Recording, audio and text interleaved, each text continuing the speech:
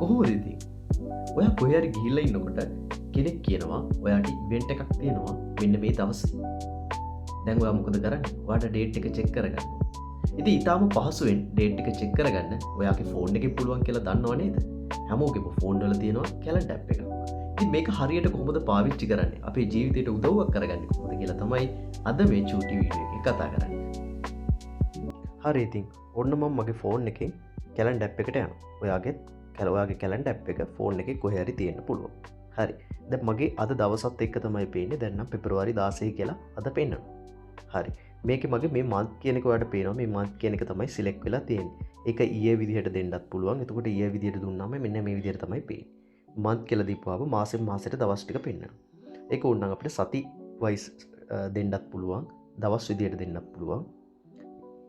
ඔන්න ඔය විදිහට තමයි තියෙන්නේ. හරි. ඒ වගේම දැන් ඔන්න මම මාස විදිහට තියෙන විදිහට ආවා. ඒක මට හරි සරලයි. දැන් මට මේ මාසෙම තියෙනවා. හරි. එතකොට කව කාට හරි ඕන නම් මේක මාර්තු මාසේ දවස් ටික බලන්න. ඔයා මේක දකුණට ගියා නම් හරි.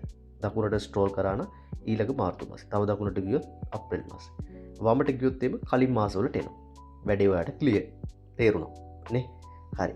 ඊට පස්සේ අපිට පුළුවන් දැන් ගිය අවුරුද්දක උනත් ඒ විදිහට සිලෙක්ට් කරලා ගන්න. දැන් ඊයේ එකක් එහෙම දුන්නොත් එහෙම මේ ඊයේ එක තමයි තියෙන්නේ. දැන් ඊයේ එකේ අපිට වමට ගියොත් එහෙම ඊට කලින් අවුරුද්ද එනවනේ.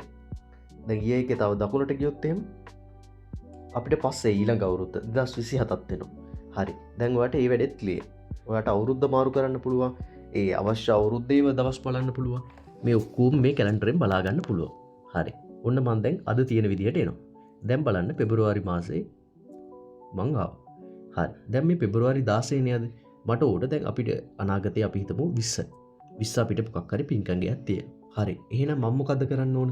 මම මෙතන මට පුළුවන් දාගන්න මෙහෙම පින්කම් ගයක් තියෙනවා කියලා පොඩි මොකක් හරි නෝට් එකක් දාගන්න පුළුවන්. ඒකට මම මෙතන එකතු කිරීමක් තියෙන යට ඒකට මම යනවා. ඒක උඩ ඔබපුවාම මෙතෙන්ට පුළුවන් සාමාන්‍යයෙන් අපිට ඒ අපේ පින්කම් ගෙතරක් තියෙනවා කියලා දාන්න. හරි. මේ විදිහට දාලා ඊට පස්සේ අපිට ඕන නම් එතන ලොකේෂන් එකක් දාන්න පුළුවන්.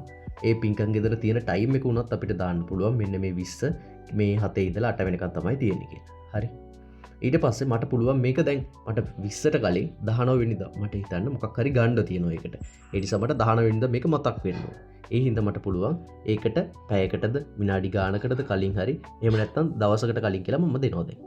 ඔයාට ඕන සතියකට කලින් වුණත් ඔයාට එලාම් එකක් වදින විදිහට හදාගන්න පුළුවන්. මේකෙදි එලාම් එකක් වදිලා ඔයාට මතක් කරනවා මේක. ඔන්න මම දවසකට කලින් දැම්මා. ඒකෙන් මම දන්නවා දැන් ඔන්න මම දැන් මෙතන උඩ හරි ලකුණ දානවා. දකුණු පැත්තේ උඩම හරි ලකුණ ඕකේ කරාම අන්න හරි. දැන් 20 වෙනිදා මට තියෙනවා ඉවෙන්ට් එකක් පින්කම් ගෙදර. ඒක මට 19 වෙනිදා වෙද්දි එලාම් එකකුත් වැදිලා මට ඒක මතක් කරලා දෙනවා. බලන්න කොච්චර ලේසිද කියලා. අද වීඩියෝ එක අපි මෙතන ඉවර කරමු. ඔයාලට මොනවා හරි ප්‍රශ්න තියෙනවා නම් කමෙන්ට් සෙක්ෂන් එකේ දාන්න. ඒ වගේම ඔයාලට කතා කරන්න ඕන ටොපික්ස් මොනවා හරි තියෙනවා නම් ඒවත් කමෙන්ට් සෙක්ෂන් එකේම දාන්න. ඊළඟ වීඩියෝ එකෙන් හම්බ වෙනකන් හැමෝටම සුබ දවසක්.